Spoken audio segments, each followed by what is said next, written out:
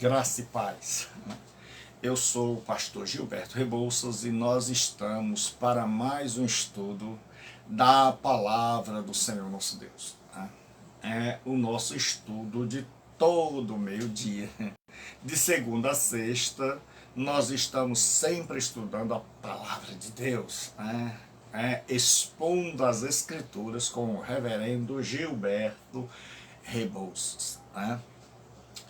E nós estamos estudando o Evangelho de João, estudando com interpretação e aplicação. O que significa isso? Que, em primeiro lugar, quando nós estudamos, a nossa metodologia de trabalho é de buscar uma interpretação correta do texto sagrado, de onde o autor estava, do que ele quis dizer, qual era o seu objetivo, que Jesus realmente queria nos ensinar, qual é a teologia, a crença sobre Deus que está por trás do texto. E aí, depois de fazer isso, a gente aplica, traz as lições para a nossa vida. Então, Deus abençoe Jailson, meu amigo, meu irmão, um feliz 2022. Então, nós vamos hoje, dando continuidade, Deise, Deus abençoe a irmã Deise, o Denilson, um abraço. Então, nós vamos abrir as nossas Bíblias no capítulo 12, o versículo 20 do Evangelho de João. Diga Denilson, grande Denilson, servo de Deus, meu amigo, meu irmão. No capítulo 12, dando prosseguimento ao estudo do Evangelho de João, terminando a primeira parte desse livro, que está dividido em duas partes. Nós temos o prólogo, a introdução, nós temos do 1,19 até o 12, o livro dos sinais, que começa com a ressurreição interna, com Nicodemos tendo que nascer de novo, e culmina com a ressurreição de Lázaro, para falar da escatologia realizada, também conhecida como escatologia inaugurada, e culminar com uma antecipação do final da escatologia, do final do escatom, da escatologia consumada. Então, antes de nós entrarmos no estudo do texto, o escatom é uma palavra grega para últimas coisas. Em grego nós temos 3 gêneros. Escatós é o masculino, últimos só, últimos, dando a ideia de que são últimos homens. Escate, que é últimas no sentido de mulheres, e escatom é neutro. Então, quando é neutro, se refere a coisas. Então, a tradução não é só últimos, mas últimas coisas. Então, quando a gente estuda a escatologia, que é o estudo das últimas coisas, o que vai acontecer? Como é que é esse processo de final? A maioria das religiões são religiões cíclicas. O que significa isso?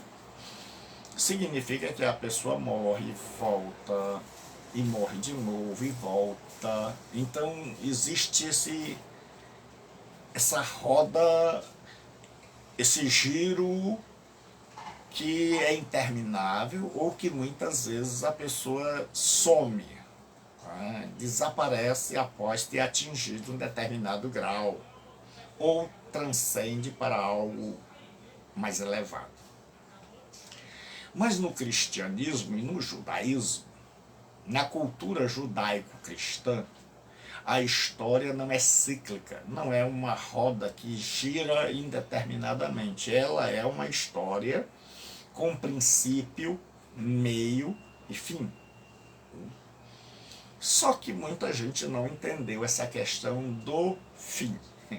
E entendeu o fim como um ponto final.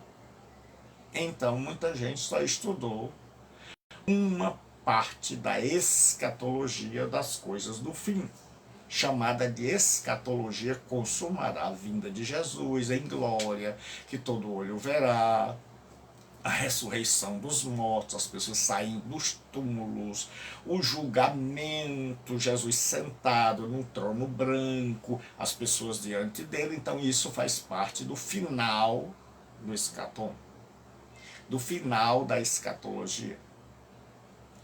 Mas existe o que se chama de escatologia realizada ou inaugurada. Significa que o fim começou com a vinda de Jesus, com o seu ministério, com a sua paixão, com a sua morte. Então as pessoas já começaram a ressuscitar. O julgamento já está sendo realizado entre quem crê e quem não crê, pela palavra de Deus. As pessoas estão sendo curadas, experimentando o tempo onde não haverá mais dor, nem pranto, nem clamor. O pecado está sendo removido da vida de muita gente.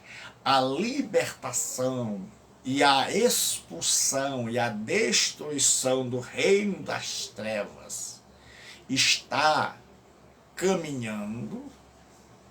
A separação entre o trigo e o joio está em pleno processo.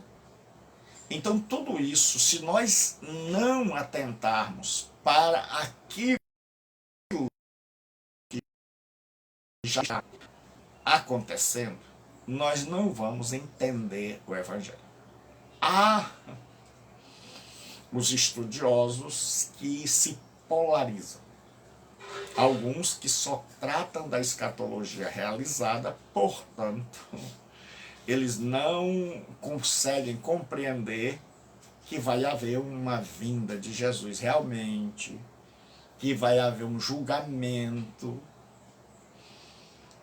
E existem aqueles que não atentam para a escatologia realizada, que a coisa já começou, então eles estão esperando. Então vamos ser coerentes, vamos estudar a palavra de Deus de forma coerente e vamos saber disso para que a gente possa interpretar. Então o fim já começou. Só que o fim, na linguagem bíblica, é um traço bem grande com um ponto no final desse traço.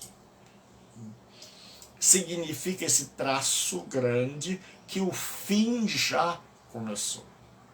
Mas que esse fim vai ter um clímax, um ponto final, onde Jesus virá em glória, as nações serão reunidas diante dele, ele as julgará, condenará os impenitentes e salvará os que foram obedientes e que creram nele.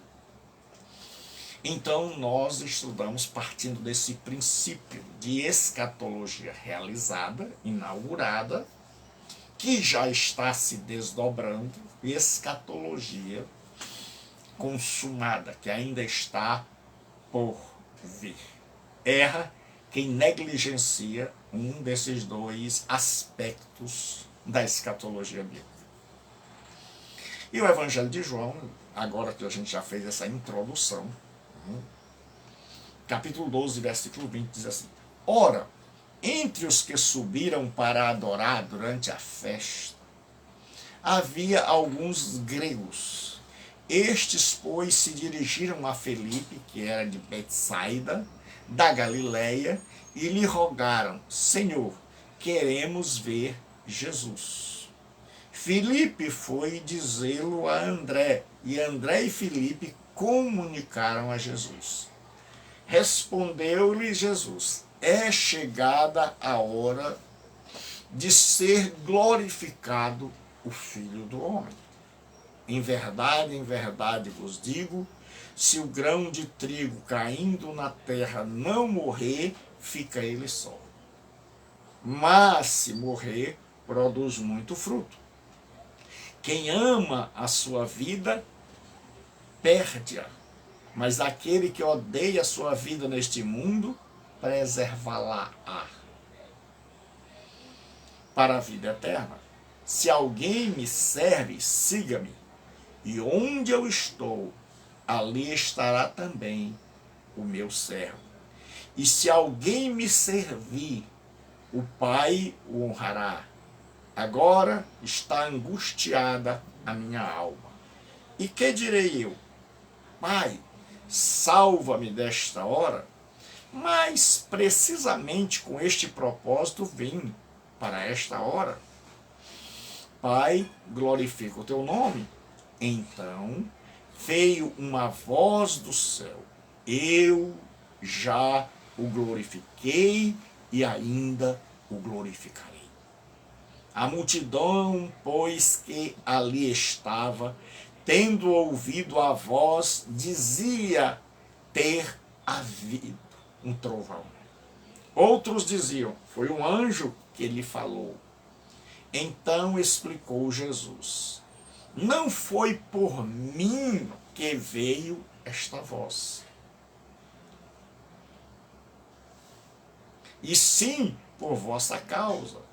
Chegou o momento de ser julgado este mundo, e agora o seu príncipe será expulso. E eu, quando for levantado da terra, atrairei todos a mim. Isto dizia, significando de que gênero de morte estava para morrer. Replicou-lhe, pois, a multidão: nós temos ouvido da lei que o Messias permanece para sempre. E como dizes tu ser necessário que o Filho do Homem seja levantado? Quem é esse Filho do Homem? Respondeu-lhe Jesus: ainda por um pouco a luz está convosco. Andai enquanto tendes luz, para que as trevas não vos apanhem. E quem anda nas trevas não sabe para onde vai.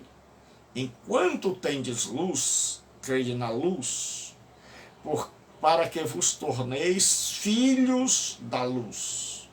Jesus disse estas coisas, e retirando, ocultou-se deles. Senhor nosso Deus e nosso Pai, nós estamos em Tua presença e pedimos a Tua graça e a Tua bênção para que nós possamos, ó Deus, estudarmos a Tua palavra e que o Senhor fale através das nossas vidas para o Teu louvor e para a Tua glória, em nome de Jesus Cristo, nosso Senhor. Amém. Então nós vamos ver, os gentios eles provocam agora o anúncio da hora por Jesus Cristo. Do capítulo 12, versículos 20 a 36. Nós estamos aqui no contexto da Páscoa. Então Jesus está aí na terceira Páscoa. Isso significa que seu ministério durou no mínimo 3 anos. A Páscoa era celebrada anualmente no primeiro mês do ano religioso, chamado mês de Nisan, antigo Aviv. E a Páscoa era uma das festas principal, a que abria o ano religioso, e que todo judeu tinha desejo de celebrar a Páscoa em Jerusalém. Então vinha gente de todos os lugares e tinha 3 tipos de pessoas. Tinha os judeus palestínicos, de fala aramaica, tinha os prosélitos, que eram pessoas de outras nações que haviam se submetido a conversão, que haviam se convertido ao judaísmo e, apesar de serem de outras nações, viviam segundo todas as normas do judaísmo. E tinha um terceiro grupo chamado de tementes a Deus, que eram pessoas simpatizantes do judaísmo, mas que não haviam aderido à religião, mas que gostavam de frequentar as sinagogas, que achavam bonito a moral, que achavam interessante a moral estabelecida pelo judaísmo, pela Torá, a lei de Deus. Eles estavam cansados de tanta maldade. Então, quando eles ouviam falar em santidade, isso os atraía. E esse povo estava ali na festa. E provavelmente esses gregos faziam parte desse último grupo, dos que são chamados de tementes a Deus. Então, isso, desses gregos quererem falar com Jesus, é um sinal que João dá. Porque agora as pessoas de outras nações, provavelmente esses gregos, ouviram que Jesus purificou o templo. O que era isso? O templo, ele tinha um recinto sagrado, né? Ele tinha 3 partes, o templo em si, né? Um pátio exterior e um prédio dividido em 2 partes, né? Ou uma parte só com uma parede no meio, que era o lugar santo e o lugar santíssimo. E essa parte era murada, e ali no átrio tinha os alpendres, né, onde ficavam os homens. Aí tinha outros prédios, outros alpendres fora, né, eram divididos em vários lugares. Tinha o pátio dos homens, o pátio das mulheres, mas tinha um lugar que era o pátio dos gentios. Porque quando Salomão edificou o primeiro templo, ele disse: essa será uma casa de oração para todos os povos, não apenas para o judeu. Mas o que aconteceu? Então o judeu criou um lugar para o gentio, ficava lá fora.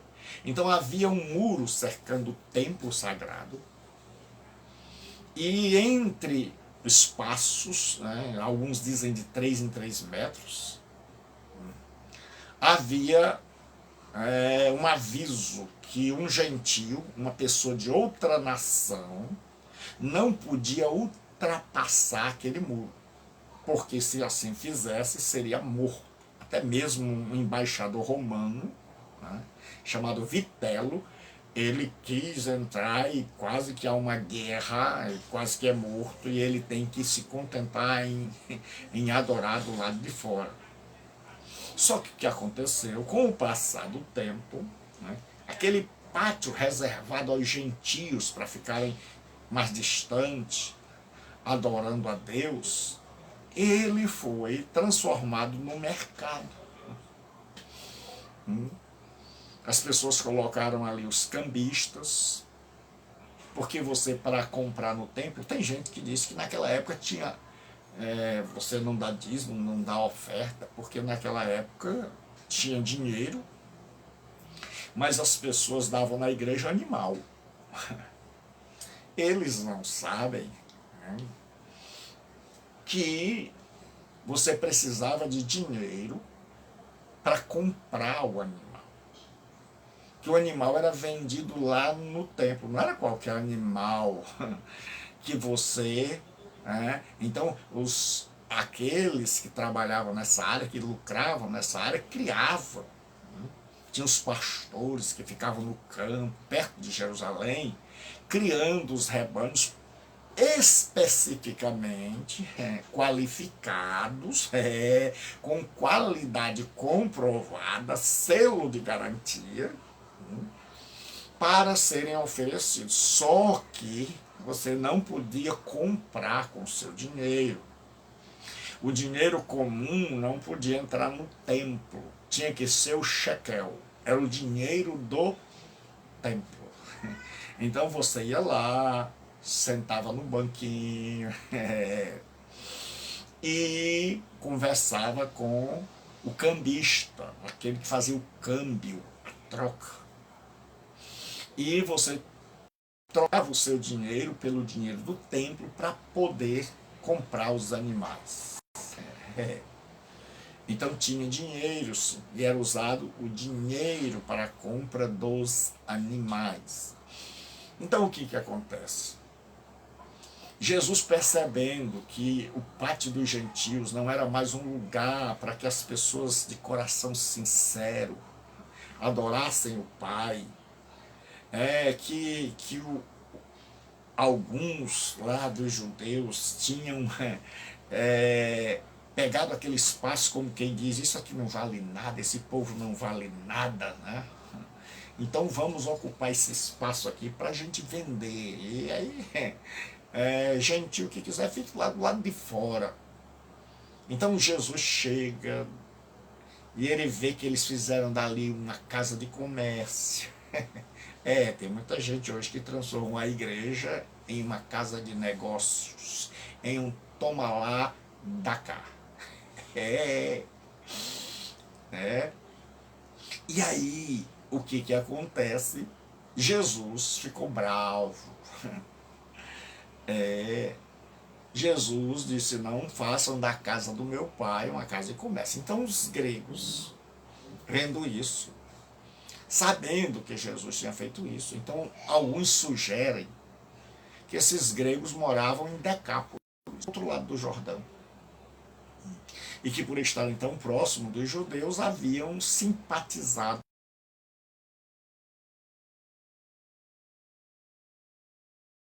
com ele.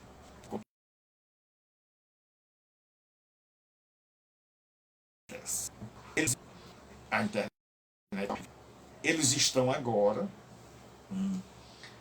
querendo falar com Jesus. E aí Jesus percebe que a sua hora chegou. Aquele é um sinal divino de que se o mundo está procurando Jesus, se o mundo está procurando Jesus, e o judeu rejeita, é a mesma coisa que Paulo percebe. A hora, Paulo está pregando para judeus nas suas sinagogas e os judeus vão repetidamente rejeitando a mensagem. Então ele diz, visto que vós não vos julgais dignos da vida eterna, eu parto para os gentios. Então Jesus percebe que ele fora rejeitado pela liderança e pela maioria do povo de Israel, aqueles que, como sempre, preferem seguir os líderes, preferem o conforto da religião instituída a ter que romper com os erros, a ter que romper com os padrões, a ter que mudar, porque toda mudança implica em trabalho, toda mudança implica em sofrimento, toda mudança implica em ter que fazer muitas coisas. Então muita gente prefere não mudar, porque mudar dá trabalho. Mudar é começar tudo de novo. Então a gente prefere, mesmo no erro, continuar ali na nossa zona de conforto, que a gente já sabe onde é que está a bagunça. Então o que acontece? Jesus, percebendo que os gentios, as outras gentes, que é como o judeu chamava de goi, os pagãos, os gentios, estão interessados em ouvi-lo, ele percebe que a hora chegou. chegou a hora dele dar sua vida por mim e por você. Por isso é que não tem mais discussão sobre se ele falou com os gregos, se não, o que ele disse. Não, essa entrada dos gregos é apenas uma deixa de João para mostrar que Jesus sabia que a rejeição dos judeus, não todos, mas de grande parte, principalmente da liderança, e o desejo dos gentios de querer ouvi-lo, era o sinal de que a hora da sua morte era chegada. De que a hora da morte de Jesus era chegada. E nós temos, se nós queremos interpretar esse texto de uma forma correta, nós temos que fazer algumas associações. Por exemplo, sofrimento, morte e ressurreição. Por exemplo, levantar não significa apenas levantar na cruz, mas significa sua exaltação também. O que é exaltação, pastor Gilberto?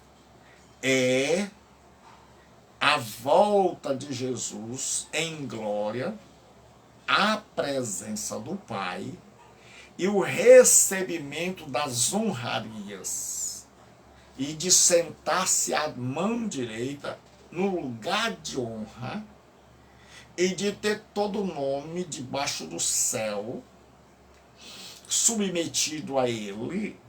Isso é ser glorificado. Então, quando a gente for falar em levantado, a gente tem que ter essas duas visões.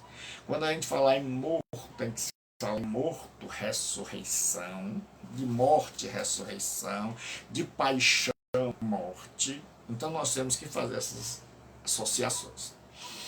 Então, Felipe falou para André, eles tinham nomes gregos, eram judeus com nomes gregos, então eles foram lá falar com Jesus, e aí Jesus diz, chegou a hora. Turma, chegou a hora. Respondeu-lhe Jesus, é chegada a hora de ser glorificado o Filho do Homem. Havia duas expressões para o Salvador do mundo no Antigo Testamento. Messias, o Hamashia, e o Filho do Homem. Né? Então, o Ben Adam. Jesus usa a segunda, porque a primeira está muito fechada em Israel. E até porque o povo não entende muito sobre essa teologia messiânica. É chegada a hora de ser glorificado o Filho do Homem. Então, glorificado significa voltar à sua glória. Mas essa glória, essa honraria, começa com a morte. É escatologia realizada. Naquilo que eu falei na introdução, Gilberto, grande Gilberto, meu amigo, né? Nós fomos, pessoal, da mocidade. O pessoal dizia que havia o Gilberto moreno e o Gilberto branco, né? Então, nós somos amigos e eu tenho um carinho muito grande pelo Gilberto, porque é um amigo de mais de 30 anos de amizade. Então é um amigo muito querido, muito estimado por esse velho pastor aqui. Ele toca, ele canta, ele prega, ele é uma bênção de Deus, né? E eu amo muito, Gilberto. Você é uma pessoa especial. Então, não é todo dia, né, que você vê um amigo que foi da mocidade com você. que foi jovem com você. E aí a gente se lembra da nossa juventude nos caminhos do Senhor, já pregando, cantando, anunciando a palavra do Senhor nosso Deus. Então, fechando parênteses, Jesus diz, em verdade, digo, esse é um verbo hebraico, amém, amém. Ele diz assim, se o grão de trigo caindo na terra não morrer, fica ele só, mas se morrer, produz muito fruto. Então Jesus está dizendo um dito parabólico que todo mundo conhece, que o grão de trigo ele vem à terra, mas se ele cai em cima de uma pedra, ele não vai morrer, e não morrendo, ele não vai se tornar uma planta que vai produzir várias espigas e uma quantidade infindável de novos grãos. Então, Jesus diz, se eu não morrer, é como se um grão de trigo tivesse caído na calçada.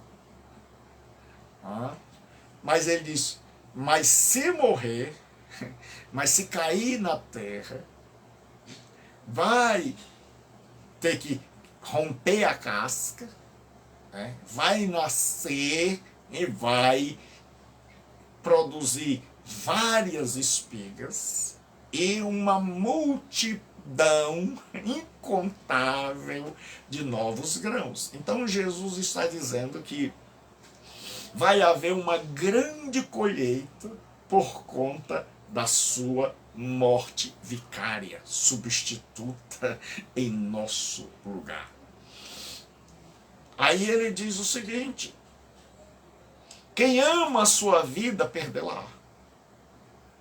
Jesus está dizendo, olha, se eu amasse a minha vida, porque ele vai dizer esse texto em vários contextos, e geralmente ele está aplicando aos outros, mas aqui ele tem princípio ele mesmo. Ele disse, se eu amasse a minha vida, eu iria desagradar o Pai, estar fora de sintonia com o Pai. Amar no sentido aqui de preservar, de não entregá-la. Ele diz assim, mas aquele que odeia a sua vida neste mundo, preservá-la. Ele diz mais, para a vida eterna. Se alguém me serve, o meu Pai o honrará. Então ele está falando para si e para os seus discípulos. Ele está dizendo, que ama a sua vida, se eu e você amamos a vida à parte de Deus, amamos este mundo, se nós não queremos abrir mão do controle, então Jesus disse que nós já perdemos essa vida. Mas ele disse que aquele que abre mão desse controle, aquele que abre mão de dirigir sua própria vida, aquele que está disposto a honrar o Pai, crendo que o Pai sabe o que é melhor para nós. Porque crer em Jesus, como diz o povo, se entregar a Jesus, não é você entrar numa igreja e levantar a mão, até porque Jesus não entra pela mão. Mas crer em Jesus significa eu aborreço os meus planos, eu aborreço o projeto de vida que eu criei para mim, eu aborreço a vida neste mundo, eu odeio as propostas deste mundo, por mais belas que sejam, que nós não podemos negar isso, que as propostas do mundo são tentadoras, mas Jesus está dizendo o seguinte, olha, o diabo me ofereceu o mundo todo, eu rejeitei, rejeitei as investidas das pessoas de me tornarem rei. Podia estar muito bem agora, se eu tivesse feito pacto com os meus inimigos, se eu tivesse dito o que eles queriam ouvir, se eu tivesse sido politicamente falado, politicamente correto, se eu tivesse feito promoção dos sacerdotes, se eu tivesse estado do lado opressor, eu estaria agora numa boa.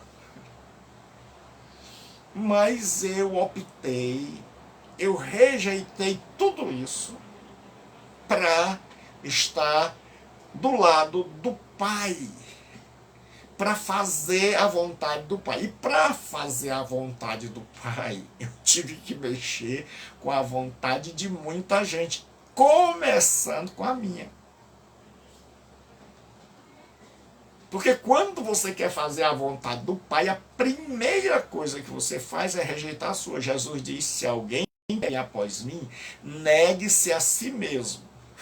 Tome a sua cruz, que não tem nada a ver com o negócio de mulher que dá problema, marido que bebe, filho que bebe. Não.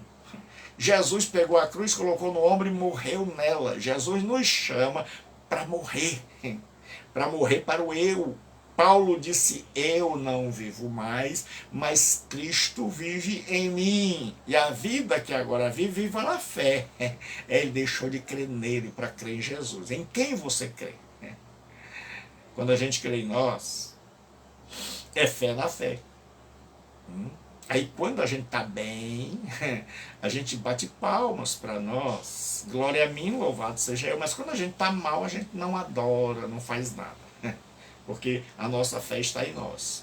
Mas Jesus nos chama para crermos nele. E para que a nossa fé esteja nele e não numa doutrina.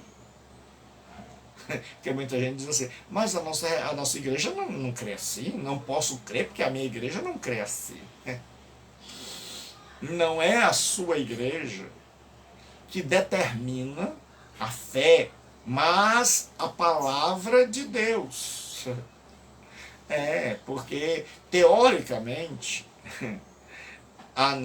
as nossas confissões de fé dizem o seguinte, que a Bíblia é a nossa regra de fé e prática. É a maior autoridade em questões de fé e de prática. Em questões do que está certo, do que está errado, do que se deve e do que não se deve fazer. Mas isso, infelizmente, esbarra nos nossos credos. Só está no credo, mas na realidade, os nossos credos estão muito acima da Bíblia. Se a Bíblia disser algo diferente daquilo que a nossa igreja diz, que a nossa denominação acredita, aí a gente já saltou fora. E o que acontece? Jesus diz agora, se alguém amar a sua vida, perderá. Se alguém perder, então significa que a morte vem antes da morte. Eita, pastor, que negócio é esse? Significa que eu já morri. Que você já morreu. Se é que creu de verdade. Se alguém está em Cristo, diz o apóstolo Paulo, nova criação no grego, não é criatura, é criação, As coisas velhas já passaram, morreram. Eis que tudo se fez novo. Então, a escatologia realizada já está em andamento. Faz tempo. E ele vos deu vida, estando vós mortos em pecados e delitos, parapitoma, cai, hamartia. Em deslizes, em transgressões, e em errar o alvo, que é o que a palavra hamartia, pecado, é errar o alvo. Então nós não acertamos mais o alvo. E o que acontece é que Jesus disse: se não morrer, fica ele só. Se eu não morrer, não produzo. Se você não morrer, não produz. Né? O grande problema é que nós temos uma multidão de pseudos cristãos que nunca, jamais, William, Deus abençoe William, morreram. Que estão, como dizem os cearenses, vivinhos da Silva. Que são pessoas que as pessoas geralmente perguntam: pastor, por que o crente sofre tanto? E o ímpio parece que ele não sofre. Eu respondo dizendo o seguinte: eu tenho um colega, tá, que ele trabalha no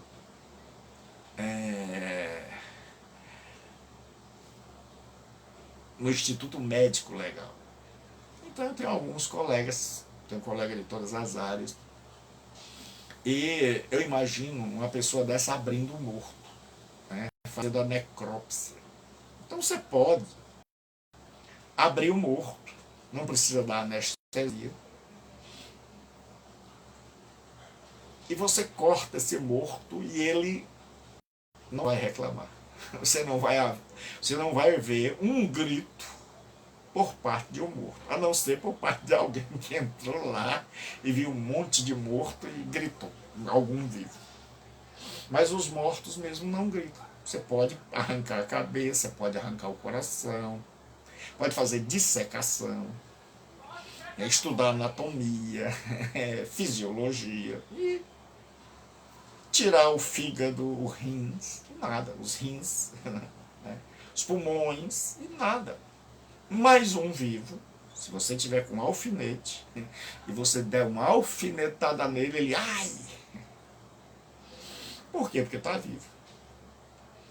Então o ímpio, ele sofre mais, mas como ele está morto, então ele usa droga, ele gasta todo o dinheiro, ele passeia no táxi da polícia, ele leva pancada, ele leva tiro, ele pega doença, mas ele não sente, ele diz: eu estou curtindo a vida.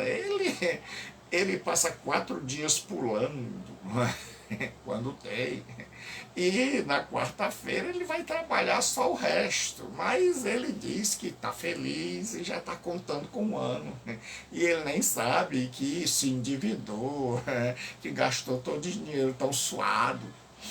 Mas o cristão, por qualquer coisa, é um povo que pula, não pode sentir uma gripe, vai lá na frente e diz: por Jesus ser valente. É uma cambada de frouxo. Diz: eu quero estar com Cristo, onde a luta se trava ou se travar. Mas quando a luta começa, diz: pai, tenha compaixão. É uma cambada de gente que mente. A hora que nós mais mentimos é a hora que nós estamos cantando. Aí assim, a hora que nós mais mentimos é a hora que nós estamos cantando. A gente diz assim: no jardim a minha alma deseja estar com Jesus em oração. Aí a gente passa o dia todo sem orar. A gente só ora se tiver alguém para ver. Então, sem sair do texto, tomando muito cuidado, Jesus diz o seguinte: preserva-la para a vida eterna. Se eu não dá para eu fazer as duas coisas. Não dá para eu salvar a minha vida aqui, os meus interesses, os meus quereres, os meus ideais, e seguir o ideal de Jesus. Então, ou eu largo os meus e pego o dele, ou eu largo o dele e pego e continuo com os meus. A decisão é nossa. Então, saiba de uma coisa. Você tem um monte de planos. Ou você larga seus planos para se enquadrar no projeto de Jesus, ou você larga o projeto de Jesus para a sua vida para se enquadrar nos seus planos. Não há neutralidade. Jesus diz: quem comigo não é junto espalha, quem não é comigo é contra mim. Então nós temos que tomar uma decisão, porque só é cristão quem já tomou esta decisão. Aí Jesus diz: se alguém me serve, siga-me. Siga-me para onde? Para a cruz. Morra como eu vou morrer. Aí ele diz: e onde eu estou, ali estará o meu servo. Para onde Jesus vai? Para a cruz. Mas depois da cruz ele vai para a ressurreição.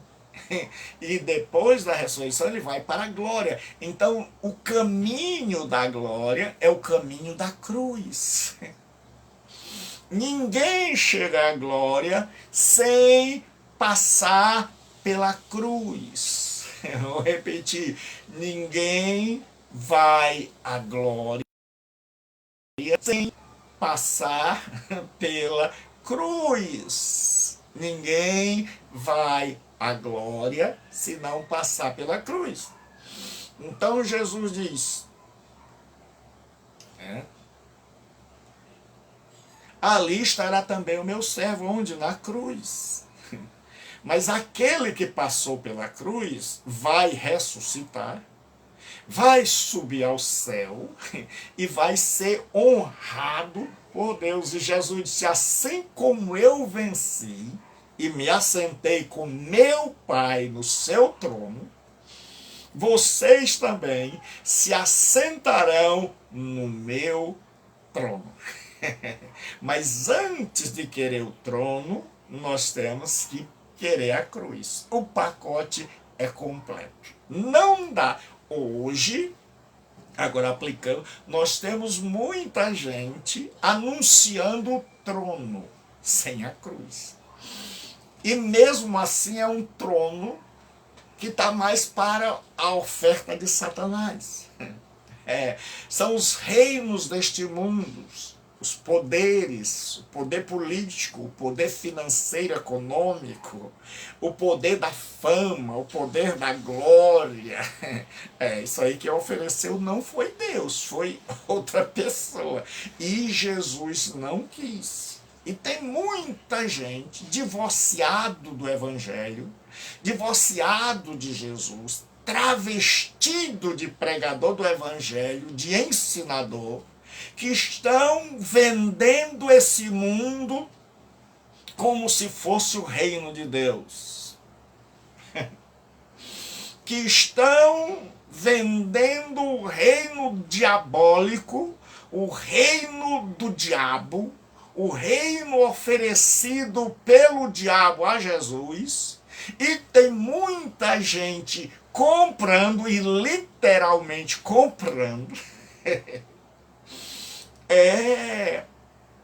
um reino, pensando que estão no reino de Deus, pensando: agora eu tenho empregados, agora eu mando, agora eu sou cabeça e não cauda, agora eu tenho dinheiro, saúde para dar e vender, agora eu sou próspero. Depois que eu cheguei nessa igreja, antes eu era miserável, desgraçado, doente, agora você comprou literalmente o pacote errado. Porque nunca chamaram você para passar pela cruz. Chamaram você para outro reino, que não é o de Jesus. Que parece, mas não é. E aí Jesus diz: se alguém me... ele diz assim: e onde eu estou, ali estará o meu servo. Ou seja, se Jesus vai à cruz, eu vou com ele. Se Jesus vai ao céu, eu vou com ele. Mas não dá para eu pular. Não dá para dizer, Senhor, o Senhor entra aí pela cruz, assume a cruz e eu pulo. Eu pulo e eu espero o Senhor lá na frente. Não, Paulo diz, eu estou crucificado com Cristo para o mundo e o mundo está crucificado para mim. Nós não podemos mais nos abraçar. Nós somos adversários e nós somos irreconciliáveis. Eu morri para ele, está crucificado quer dizer morrer. A crucificação era a morte certa. Então, quando Jesus diz, eu morri para o mundo e o mundo morreu para mim, ele está dizendo, eu abri mão de todos os meus projetos. Mas tem muita gente que prega e que vai à igreja em busca dos seus projetos. Ora, se a turma canta, eu quero de volta o que é meu, os sonhos que foram embora, eu canto ruim, mas... Então, tem muita gente assim, não entendeu nada.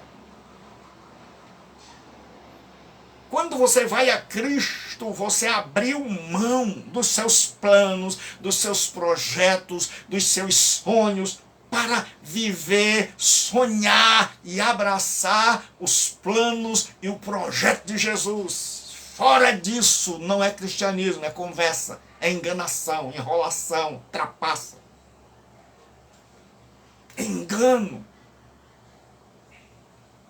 Nós precisamos voltar a estudar os evangelhos.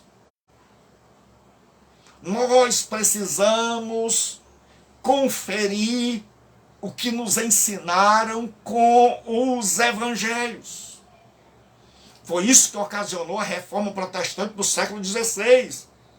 Foi que eles pegaram o que ensinava a instituição religiosa da época e como eles tiveram acesso à Bíblia, ao Novo Testamento, eles começaram a comparar e eles disseram, epa, não está batendo não.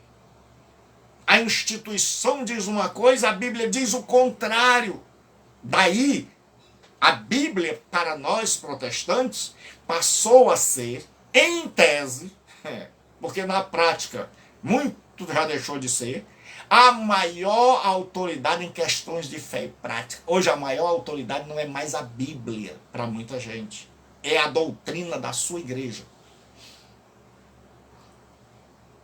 As confissões de fé, os credos, são mais importantes.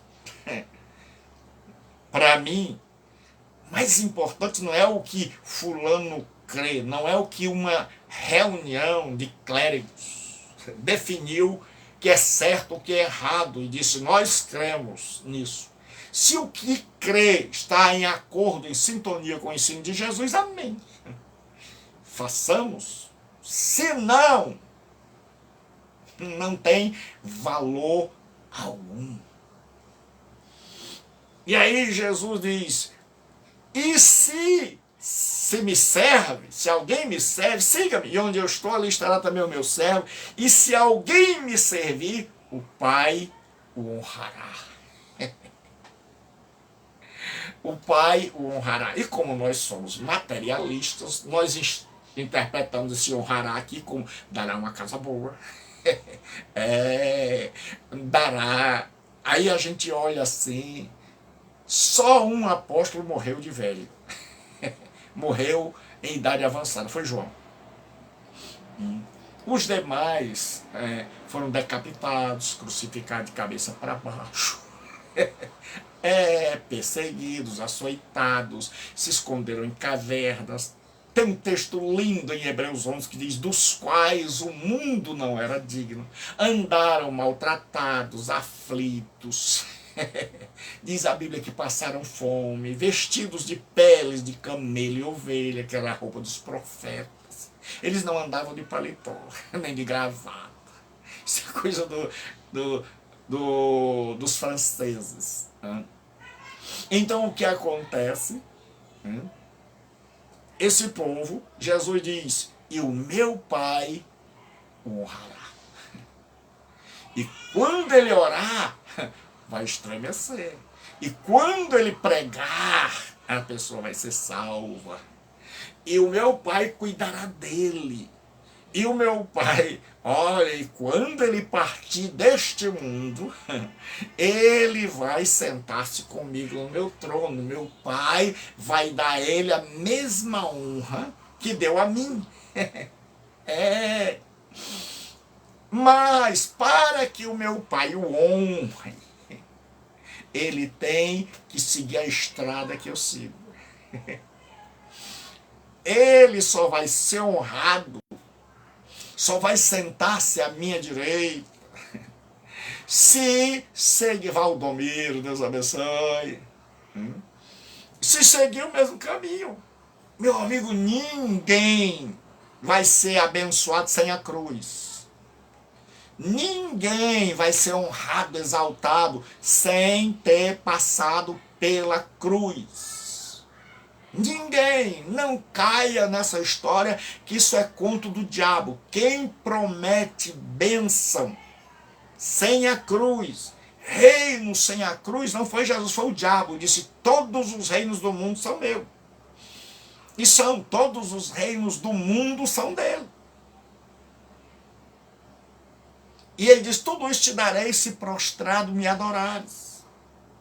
Mas Jesus não queria as riquezas, as belas mulheres, os haréns, as honras deste mundo, os títulos, as terras, o poder, a nobreza, a vida cheia de mordomia. Jesus abriu mão de tudo isso. E até hoje, muitos que se dizem cristãos, não pode vir uma coisa da pirâmide lá dos Estados Unidos dizendo que você vai vender o produto. Pode ser chá, pode ser emagrecedor, pode ser perfume. Tem um monte de gente: pastor, vamos ganhar dinheiro, pastor. Pastor chegou agora ao Brasil. Logo quando chegou essas vendas miraculosas,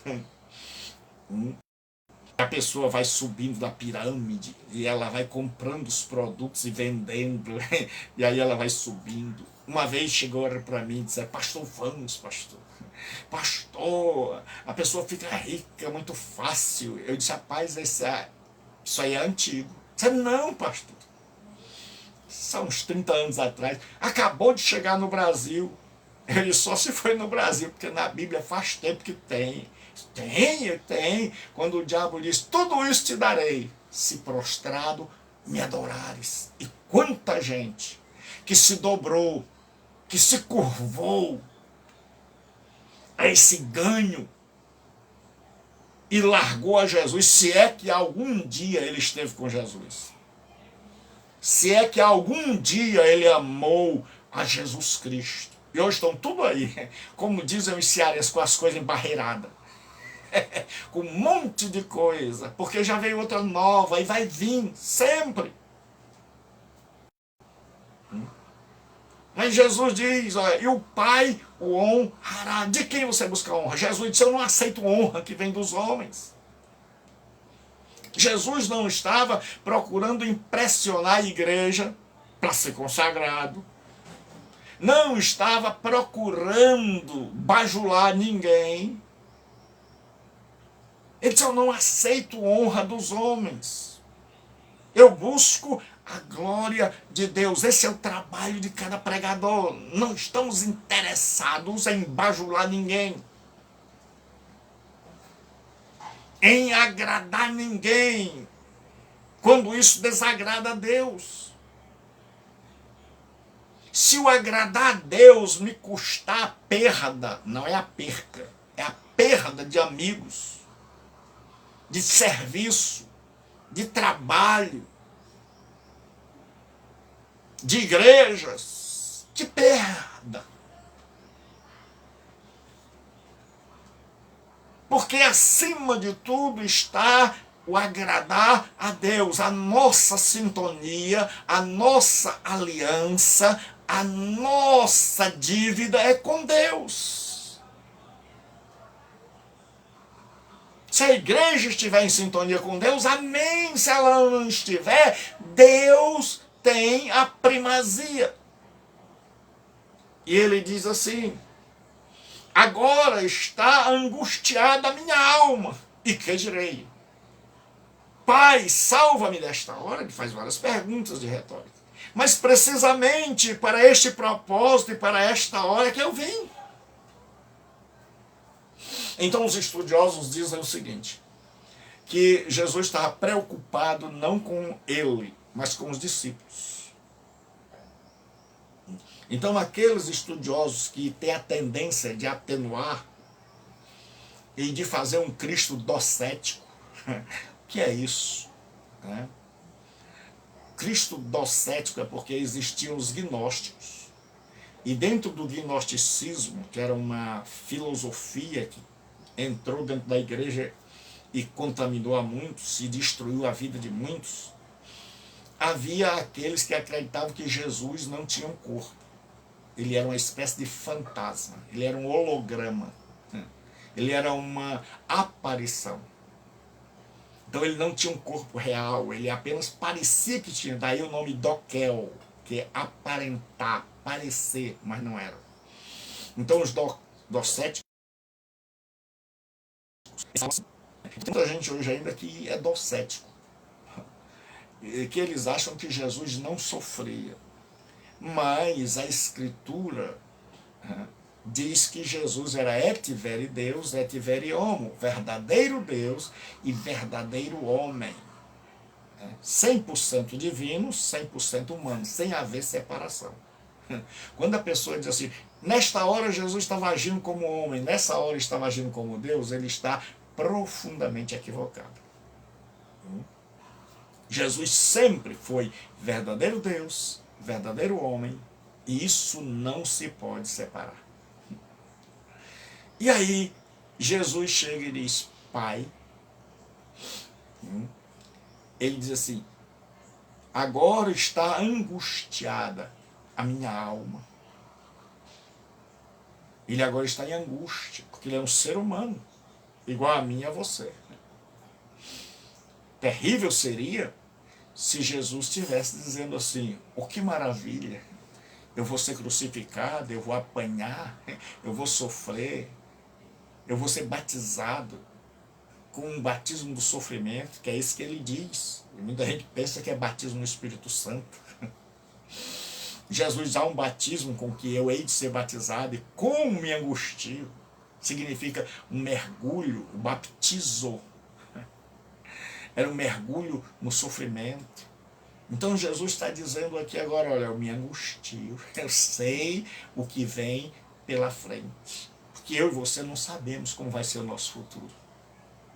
Mas Jesus sabia da terrível dor que o aguardava, dos terríveis momentos pelos quais ele passaria, e que está chegando a esta hora. E aí ele diz, que direi, salva-me desta hora? Ele disse, ora, mas para isso eu vim. Então isso é uma maneira didática de ensinar. É dizer, Pai, salva-me desta hora, mas para isso eu vim. É a única oração de Jesus para a qual o Pai não responde.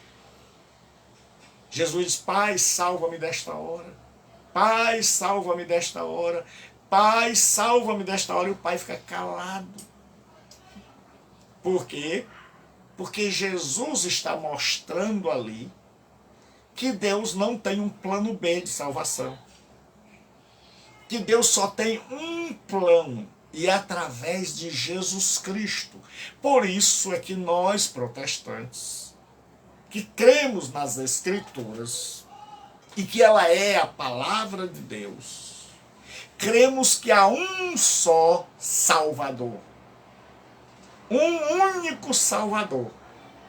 Jesus Cristo, nosso Senhor. Evaldo, Deus te abençoe, Evaldo.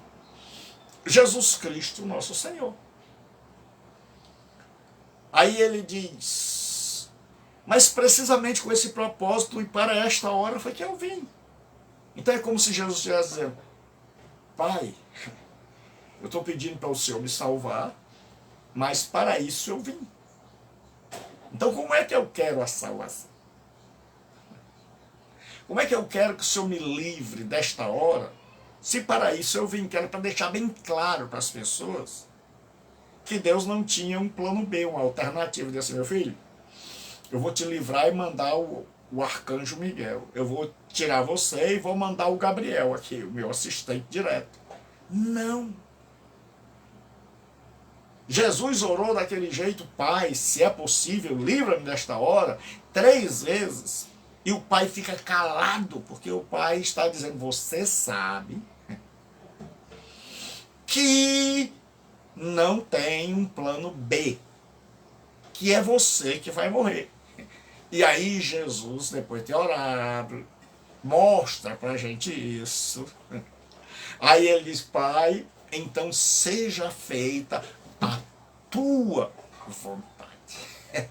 Ele está dizendo, Pai, olha, eu sei, eu orei assim para que essa turma aí saiba que não há um plano B, que não tem salvação por outra religião, que não tem salvação por nenhuma religião, por nenhum ser, seja espiritual ou material, seja deste mundo ou do mundo vindouro, que só há um meio, um caminho, uma porta.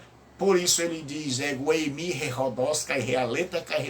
eu sou o caminho, a verdade e a vida. O Deus erquetai prostom patera e mediemu. E ninguém vem ao Pai, senão por mim. Você quer ir ao Pai? Só vai por Jesus Cristo. O resto é conversa fiada. E tem muita gente dentro das religiões evangélicas tentando ir ao Pai por meio da sua denominação. Vai aparecer um lugar errado no final da sua trajetória. Você vai, o seu GPS vai levar você para um lugar errado. Se você está pensando que vai se salvar porque você pertence a uma denominação, você vai ter uma surpresa terrível. Então, por isso eu lhe digo, volte para as Escrituras e veja o que Jesus ensinou. E ele diz assim, Pai, glorifica o teu nome. Então veio uma voz do céu. Eu já o glorifiquei e ainda o glorificarei. Ele está dizendo, eu já o glorifiquei. Isso é o que os judeus chamam de bat kol. Era um eco da voz. O judeu, ele dizia o seguinte, já que o ministério profético cessaria com a era messiânica, a coisa mais importante que uma pessoa podia ouvir era um eco de uma voz vinda do céu. Era um som, um fonê vindo do céu. Então eles chamavam isso de bat, que é filha. E aí eu mando uma lembrança para Batkel. E Bat, filha, Kol, voz, que é traduzido por eco da voz. Então essa era a maior honraria. E o que aconteceu? Quando o Pai diz, eu já glorifiquei, com a encarnação, com tudo que você fez, e vou glorificar ainda mais com a sua morte, com a sua ressurreição, com a sua ascensão aos céus. Quando você sentar à minha direita, ainda tem muita coisa nessa história. Então tem escatologia realizada, eu já glorifiquei. E tem escatologia consumada. Então, você que é teólogo, se você está polarizado, você não andou lendo, nem estudando direito o Evangelho de João. Aí diz assim, a multidão, pois, que ali estava, tendo ouvido a voz, dizia ter havido um trovão. Muitos disseram, rapaz, olha, eu não entendi isso aí não, foi um trovão. Não, não tinha chuva, não tempo de chuva, mas havia trovão. E outros diziam, foi o anjo que ele falou. Mas mesmo assim o povo quer matar Jesus. Mesmo sabendo que trovão troveja do céu, mesmo admitindo que anjo fala com ele, as pessoas estão tão cegas pela religião, estão tão cegas pelo ódio, estão tão cegas pelas suas ideologias bárbaras. Deus abençoe, Bárbara. Estão tão cegas por este mundo que mesmo vendo Deus falar, mesmo vendo as maiores honras destinadas a Jesus, mesmo assim ainda querem acabar com ele. Há um ódio crescente em relação a Deus e a Jesus. O goleiro Everton, do Palmeiras, ele ganhou a Libertadores e o repórter foi entrevistá-lo e ele disse, glória a Deus, foi graças a Deus, Deus nos capacitou, Deus nos honrou. E aí surgiu na imprensa, né, nas redes sociais, aqueles que têm ódio a Deus. Porque você pode chegar desde o começo, lá no Egito. O Egito tentou barrar o nome de Deus, jogando as crianças no Nilo. Mas o Egito caiu e o povo de Israel continuou. A Babilônia veio, tentou destruir a Assíria, mas a Assíria e a Babilônia passaram. E o povo de Deus continuou. A Babilônia está aí em um pedaço de livro de história que alguém lê antes do intervalo. O Império Grego veio, passou. Veio o Império Romano, tentou acabar, tentou sufocar. Veio Antíoco Epifânio Grego, que tentou acabar com as escrituras, que tentou acabar com os templos, que sacrificou uma porca no templo, que botou uma imagem de Zeus e que achou que tinha acabado, calado o povo. E aí os macabeus retornaram, os romanos vieram, e a igreja continua. Roma subiu e caiu, e a igreja continua. Vieram os ateus, vieram os comunistas e os istas dessa vida, e perseguiram o povo de Deus.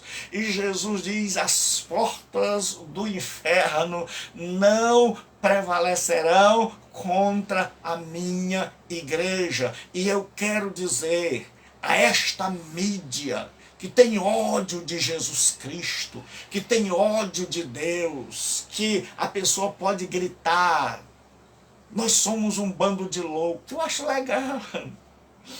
As pessoas gostam do Corinthians, é um direito que elas têm de dizer isso, que eles são um bando de loucos, que eles estão dispostos a fazer qualquer coisa pelo Corinthians. Isso é legal. Mas ninguém chama, diz, olha que coisa feia, vender, deixar de pagar a luz para pagar a entrada no estádio, dizer que é louco, fazer da casa uma coisa do Corinthians. Nada contra o Corinthians, deixe bem claro, é só uma comparação. E ainda por cima, distante. Mas aí a pessoa chega e diz, olha, eu saí do armário. Um artista. E aí todo mundo aplaude. E diz, olha, eu estou casado com um homem. Cada um faz com a sua vida o que bem quer. Não tenho nada com isso. E aí não pense que eu vou ter ódio de uma pessoa porque ela é homossexual, porque é prostituta. Não, cada um. Você faz as compras. Um dia a conta vai chegar. Quando a conta vai chegar, né, Deus vai trazer a conta para você. Então você pode fazer o que você quiser. Agora lembre que a conta vai chegar. Aí o Everton é chamado e o repórter diz, eu sou imparcial. Mas você não acha que é um exagero? Olha, como é que ele é imparcial e já está dizendo que ele acha que foi um exagero. Olha o exagero, rapaz. Glória a Deus, graças a Deus, eu devo a Deus. Deus nos capacitou. Só porque ele falou de Deus, a mídia que odeia a Deus, aqueles falsos filósofos, falsos ateus que lucravam. Porque eu não sou fã de Bolsonaro. Eu não sou bobo para acreditar que Bolsonaro vai salvar a pátria. Não, o povo tem ódio daquilo que Bolsonaro representa. Mesmo que ele não seja. Que é um freio na devassidão. Que é o dinheiro voltando para o povo. Que é a mamata acabando. Então, por isso eles estão loucos. Porque mudou, não é mais lei Rouanet, é lei rua neles. É lei rua neles. E eu mesmo não tenho nada com o negócio de Bolsonaro. Acho que ele devia se converter. Não adianta ele estar com o negócio de dizer, Deus acima de tudo. Deus não se impressiona com isso, senhor presidente. Não adianta o senhor dizer, conhecereis a verdade e a verdade vos libertará, se o Senhor não a conhece. Então, converta-se. Conheça a verdade e ela vai libertá-lo. Dê o exemplo. Não fique com o pé em duas canoas. E aí o que acontece? Diz assim, foi um anjo. E Jesus diz, outros diziam, então explicou Jesus. Jesus sempre vem para tirar as dúvidas. Oh, Jesus maravilhoso. Não foi por mim que veio esta voz, e sim por vossa causa. Ele está dizendo, meu pai falou, para ver se vocês creem.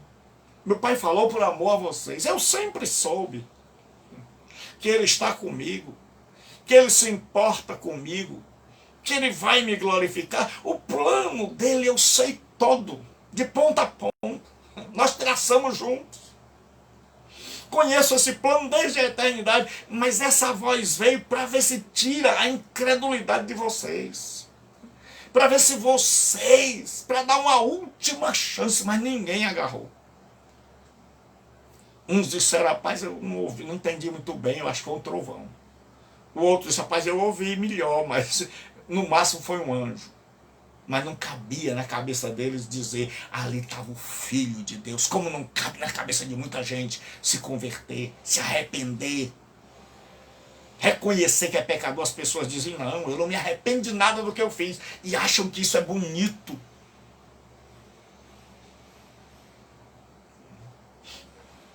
Aí Jesus diz assim, chegou o momento de ser julgado este mundo. Mundo aqui é a palavra sistema, a palavra cosmos, que é mundo, ela significa o universo. Jesus diz, Pai, glorifica-me contigo com aquela glória antes do mundo existisse. Ela significa a ordem das coisas criadas. Ela significa a humanidade, por isso Deus amou o mundo de tal maneira, mas ela significa, ela tem um sentido pejorativo, no sentido de sistema, de sociedade alienada, inimiga de Deus, que é o que a Bíblia diz, não ameis o mundo, nem o que no mundo há. É o sistema que odeia Deus, que não suporta ouvir alguém falar na televisão de Deus, que quando se fala em Deus, eles rangem os dentes.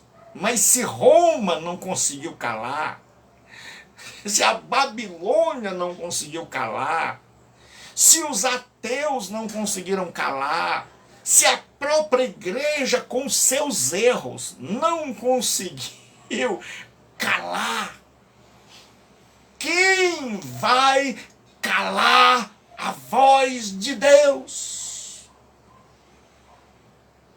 Quem neste mundo vai barrar, não importa se vão fechar templos, não importa se vão criar leis, ninguém barrará o evangelho. Sabe por quê? Porque o evangelho é o projeto de Deus.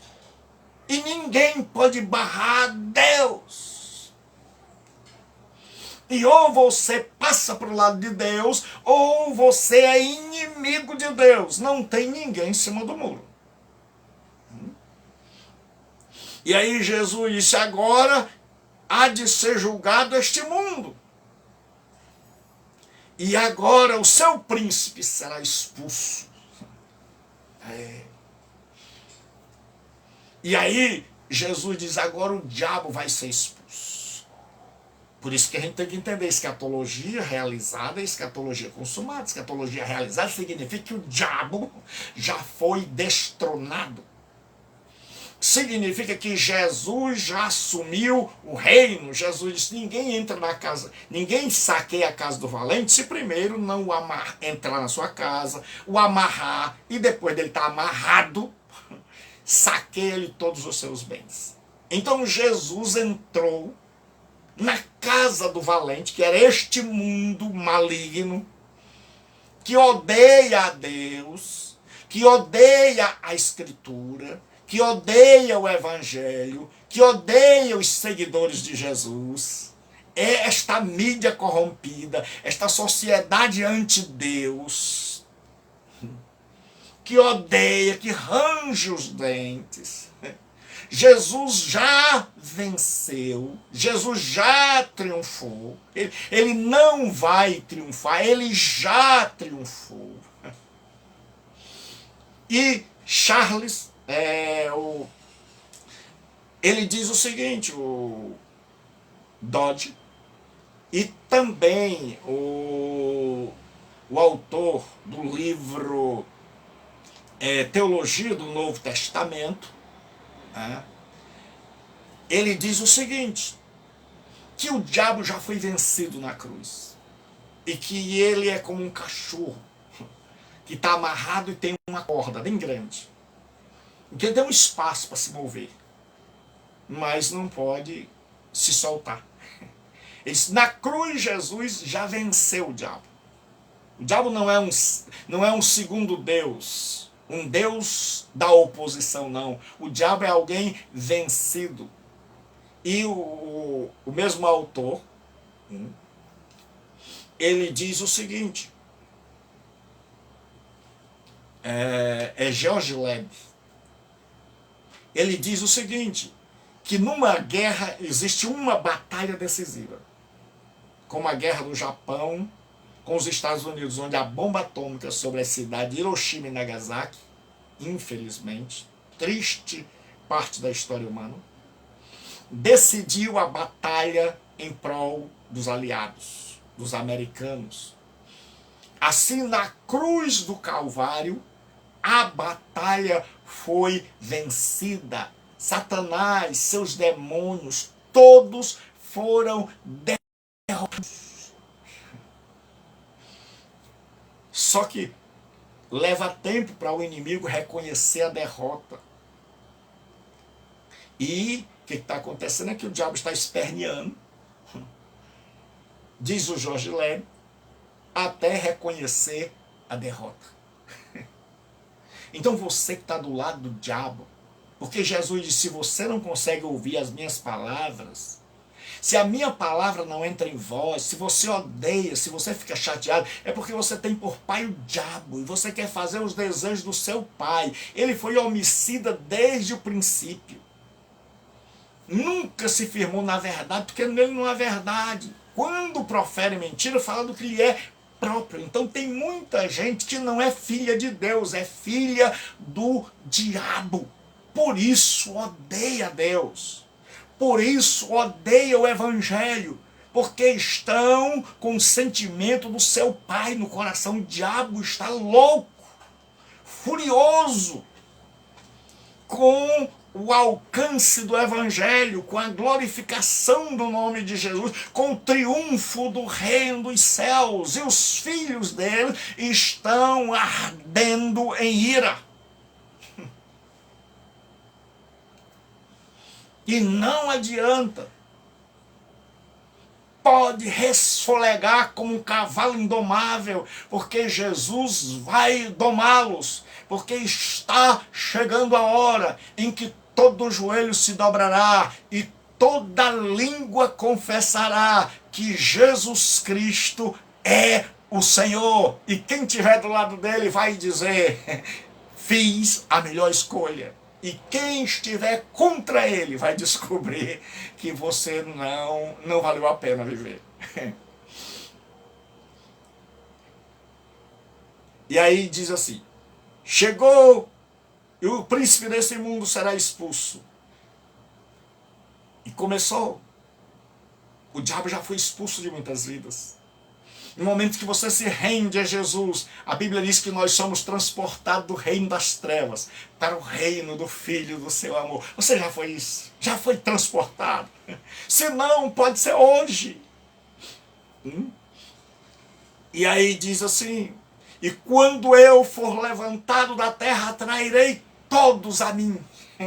Ele está dizendo: olha, eu vou ser levantado da terra na cruz, e lá na cruz eu vou pagar teus pecados, eu vou morrer em teu lugar, mas eu não vou só ser levantado da terra, e ali na cruz vai ser o meu fim, e ali na cruz as pessoas vão prantear e vão dizer: acabou. Não, ele disse: eu vou da cruz para a sepultura, da sepultura no terceiro dia eu ressuscito, e aí eu vou ser levantado de verdade, eu vou ser guindado, eu vou ser levado pelo meu Pai até o céu dos céus, e entrando nos céus dos céus, eu vou ser, tem uma cadeira lá para mim, tem um trono para mim, preparado desde a fundação do mundo, porque eu triunfei, e o meu Pai vai dizer: senta-te à minha direita, até que eu ponha todos os inimigos debaixo dos teus pés. Senta-te à minha direita, escute mídia apóstata, escute ateus, escute sociedade que odeia o Evangelho. Jesus Cristo foi levantado, Jesus Cristo está à direita de Deus, e o Pai vai colocar debaixo dos pés dele todos os seus inimigos. Ninguém que se levanta contra Jesus ficará de pé. Temam e tremam, porque o Pai disse: senta-te à minha direita, porque eu vou pôr todos, vocês atores, jornalistas, mídia, emissoras, ateus,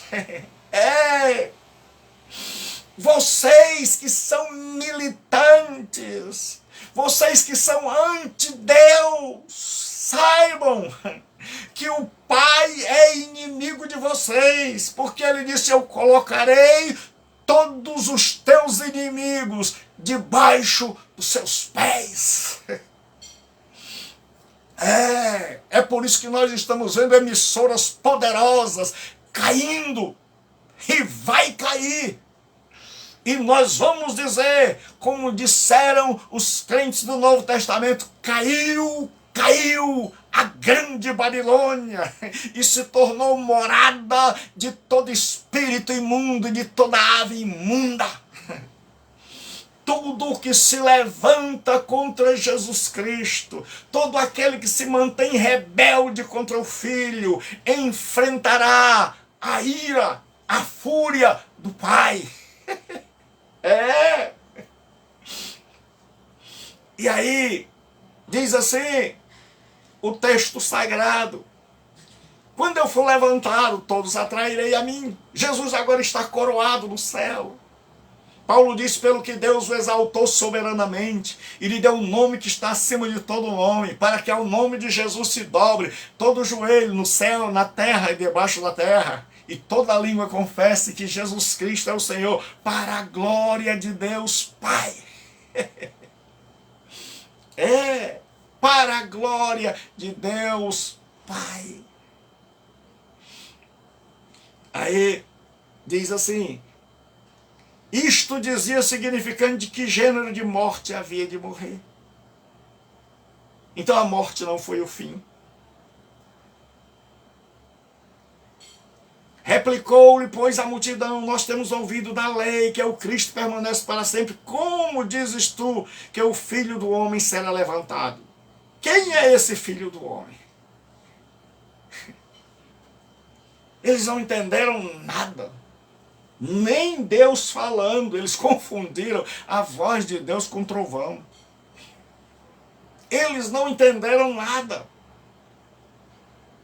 Eles nada sabiam de que o Messias, e era gente de igreja, e era gente de religião, e era gente de lei, e era gente de estar todo sábado na sinagoga. Mas gente que não entendeu nada, como muitos hoje, que frequentam igrejas há muito tempo e nunca entenderam nada. Que leem a Bíblia uma vez por ano, 2 vezes, até mais, mas que nunca entendeu nada. Que nada na superfície, nunca deu um mergulho.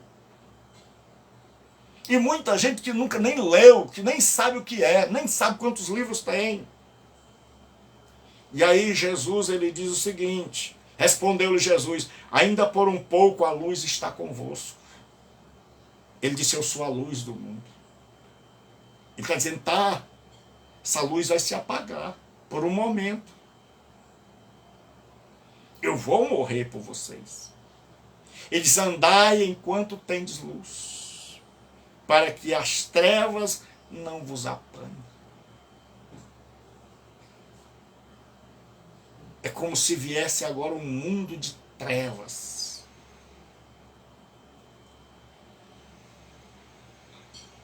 E aí Jesus diz, quem anda nas trevas não sabe para onde vai. Nós temos uma sociedade que anda nas trevas, que se acha muito sábia, muito escolarizada, muito educada, instruída, mas que não passam de um bando de cegos,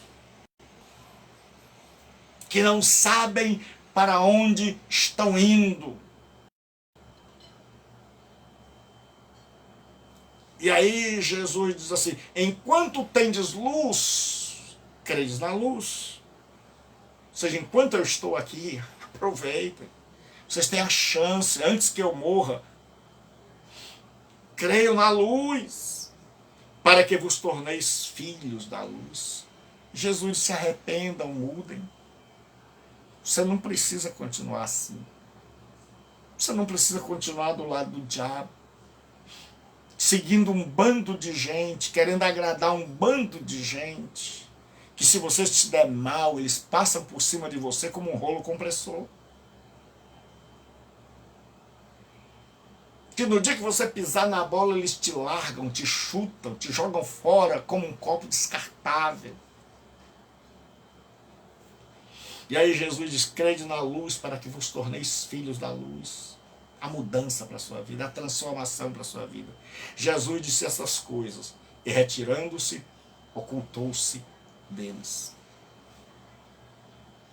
Jesus sabe agora que essa multidão aqui, que muita gente está ali para matá-lo. Que apesar de tudo, de terem ouvido a voz do céu, e apesar de tudo que Jesus disse, eles não querem mudar seus planos, eles estão dispostos a matar.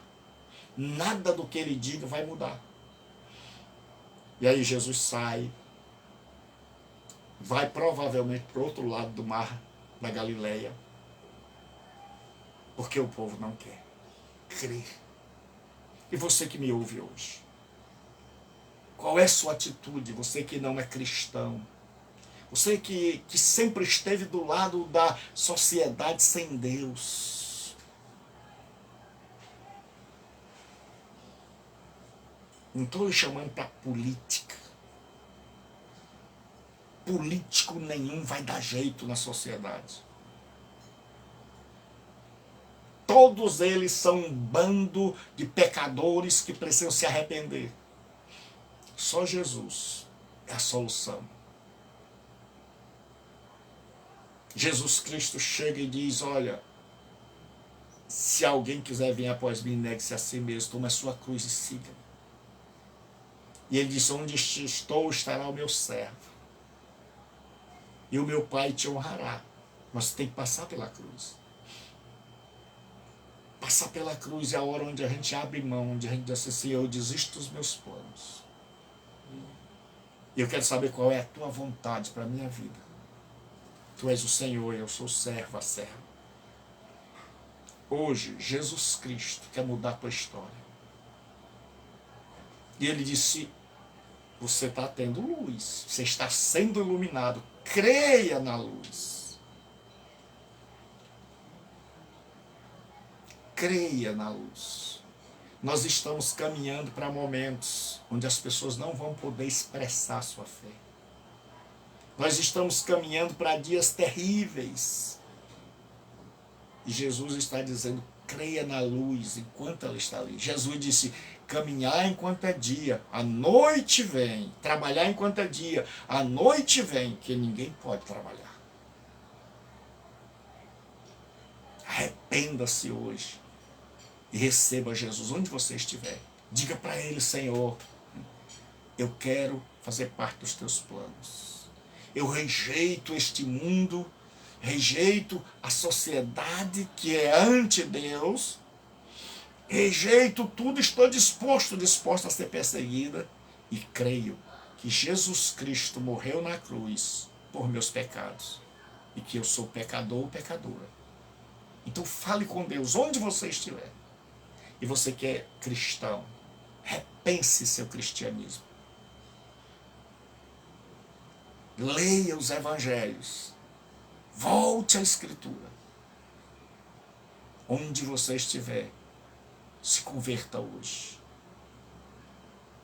Se volte para Deus.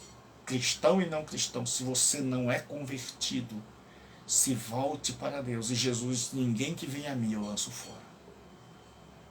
Fique com Deus. E até amanhã. E se você ainda não é inscrito no meu canal, inscreva-se. Tem lá no YouTube. É só você colocar tudo minúsculo, Gilberto Rebouças. U, C cedilha, A-S. Rebouças, com U, não com L. Rebouças, Gilberto Rebouças. Tem lá o meu canal, quando você clica, digita, aí vai aparecer, e do lado assim, de vermelho, vai aparecer inscreva-se. É só você clicar. E você vai ter mais de 500 mensagens da palavra de Deus para você divulgar com outras pessoas. Divulgue o canal. Nós temos a comunidade online aqui no Facebook. Você coloca assim, Comunidade Bíblica Online. É uma página do Facebook minha, onde tem também muita coisa boa para você. Aos domingos, às 20h45, né? Às vezes até depois, depende da hora que eu chego da igreja. Mas o normal é 20h45, eu estou pregando pelo Instagram. É José Gilberto de Lima Rebouças. José Gilberto de Lima Rebouças.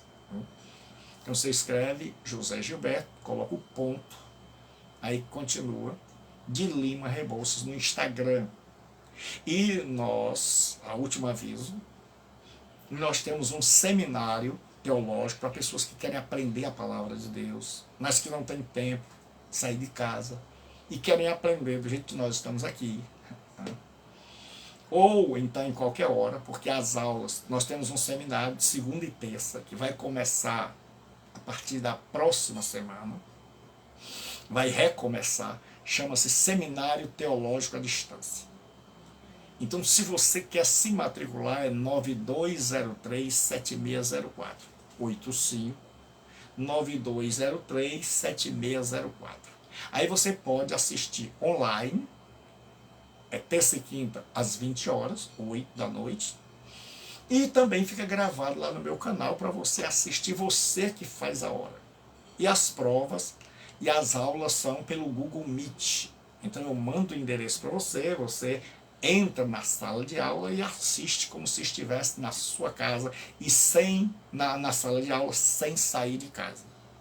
Então faça a sua matrícula, matrículas já estão abertas, né? Faça a sua matrícula e comece a estudar, receba o material aí, né? Então você entra num grupo de WhatsApp, né? E aí você recebe todas as instruções, todo o material. Então eu vou deixar aqui embaixo 9203-7604, 9203-7604, lembrando que o código é 85 9203-7604.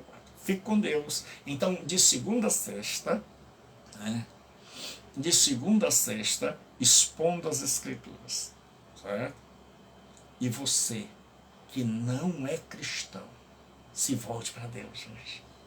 Se volte para Jesus, porque Ele está esperando a tua decisão. Que Deus o abençoe. Em nome de Jesus. Faça o seu seminário, matricule-se já.